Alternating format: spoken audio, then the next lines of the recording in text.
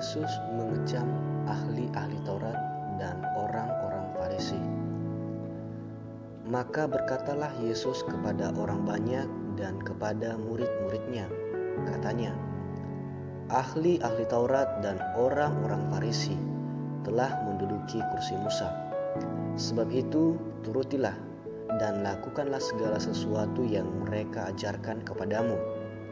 Tetapi janganlah kamu turuti perbuatan-perbuatan mereka, karena mereka mengajarkannya, tetapi tidak melakukannya.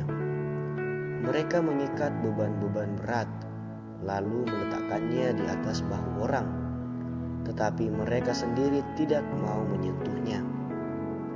Semua pekerjaan yang mereka lakukan hanya dimaksud supaya dilihat orang. Mereka memakai tali sembahyang yang lebar dan jubah yang panjang. Mereka suka duduk di tempat terhormat dalam perjamuan dan di tempat terdepan di rumah ibadat. Mereka suka menerima penghormatan di pasar dan suka dipanggil rabi. Tetapi kamu, janganlah kamu disebut rabi, karena hanya satu rabimu, dan kamu semua adalah saudara. Dan janganlah kamu menyebut siapapun bapa di bumi ini, karena hanya satu Bapamu, yaitu Dia yang di sorga. Janganlah pula kamu disebut pemimpin, karena hanya satu pemimpinmu, yaitu Mesias. Barang siapa terbesar di antara kamu, hendaklah ia menjadi pelayanmu. Dan barang siapa meninggikan diri, ia akan direndahkan. Dan barang siapa merendahkan diri, ia akan ditinggikan. Celakalah kamu, hai ahli-ahli Taurat dan orang-orang Farisi, hai kamu orang-orang munafik, karena kamu menutup pintu-pintu kerajaan sorga di depan orang, sebab kamu sendiri tidak masuk, dan kamu merintangi mereka yang berusaha untuk masuk. Celakalah kamu, hai ahli-ahli Taurat dan orang-orang Farisi, hai kamu orang-orang munafik, sebab kamu menelan rumah janda-janda, sedang kamu mengelabui mata orang dengan doa yang panjang-panjang. Sebab itu kamu pasti akan menerima hukuman yang lebih berat. Celakalah kamu, hai ahli-ahli Taurat dan orang-orang Farisi, hai kamu orang-orang munafik, sebab kamu mengarungi lautan dan menjelajah daratan untuk mentobatkan satu orang saja menjadi penganut agamamu, dan sesudah ia bertobat, kamu menjadikan dia orang neraka yang 2 kali lebih jahat daripada kamu sendiri. Celakalah kamu, hai pemimpin-pemimpin buta, yang berkata, bersumpah demi bait suci. Sumpah itu tidak sah, tetapi bersumpah demi emas bait suci. Sumpah itu mengikat. Hai kamu orang-orang bodoh dan orang-orang buta, apakah yang lebih penting, emas atau bait suci yang memuluskan emas itu? Bersumpah demi mezbah, sumpah itu tidak sah, tetapi bersumpah demi persembahan yang ada di atasnya, sumpah itu mengikat. Hai kamu orang-orang buta, apakah yang lebih penting, persembahan atau mezbah yang memuluskan persembahan itu? Karena itu barang siapa bersumpah demi mezbah, ia bersumpah demi mezbah, dan juga demi segala sesuatu yang terletak di atasnya. Dan barang siapa bersumpah demi bait suci, ia bersumpah demi bait suci, dan juga demi Dia yang diam di situ. Dan barang siapa bersumpah demi sorga, ia bersumpah demi takhta Allah, dan juga demi Dia yang bersemayam di atasnya.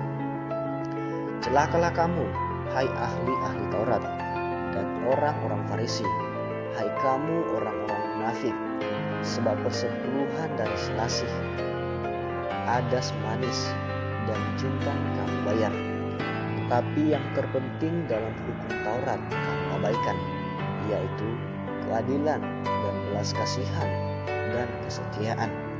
Yang satu harus dilakukan dan yang lain jangan diabaikan. Hai kamu pemimpin-pemimpin buta, nyamuk kamu tapiskan dari dalam minumanmu, tetapi unta yang di dalamnya kamu telan. Celakalah kamu, hai ahli-ahli Taurat dan orang-orang Farisi, hai kamu orang-orang munafik, sebab cawan dan pinggan kamu bersihkan sebelah luarnya, tetapi sebelah dalamnya penuh rampasan dan kerakusan. Hai orang Farisi yang buta, bersihkanlah dahulu sebelah dalam cawan itu, maka sebelah luarnya juga akan bersih. Celakalah kamu, hai ahli-ahli Taurat dan orang-orang Farisi, hai kamu orang-orang munafik, sebab kamu sama seperti kuburan yang dilabur putih, yang sebelah luarnya memang bersih tampaknya, tetapi yang sebelah dalamnya penuh tulang belulang dan berbagai jenis kotoran. Demikian jugalah kamu, di sebelah luar kamu tampaknya benar di mata orang, tetapi di sebelah dalam kamu penuh kemunafikan dan kedurjanaan. Celakalah kamu, hai ahli-ahli Taurat dan orang-orang Farisi, hai kamu orang-orang munafik, sebab kamu membangun makam nabi-nabi dan memperindah tugu orang-orang saleh, dan berkata, jika kami hidup di zaman nenek moyang kita, tentulah kami tidak ikut dengan mereka dalam pembunuhan nabi-nabi itu. Tetapi dengan demikian, kamu bersaksi terhadap diri kamu sendiri bahwa kamu adalah keturunan pembunuh nabi-nabi itu. Jadi penuhilah juga takaran nenek moyangmu.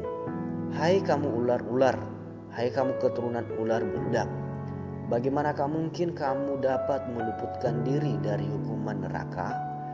Sebab itu, lihatlah, aku mengutus kepadamu nabi-nabi, orang-orang bijaksana dan ahli-ahli Taurat. Separuh di antara mereka akan kamu bunuh dan kamu salibkan.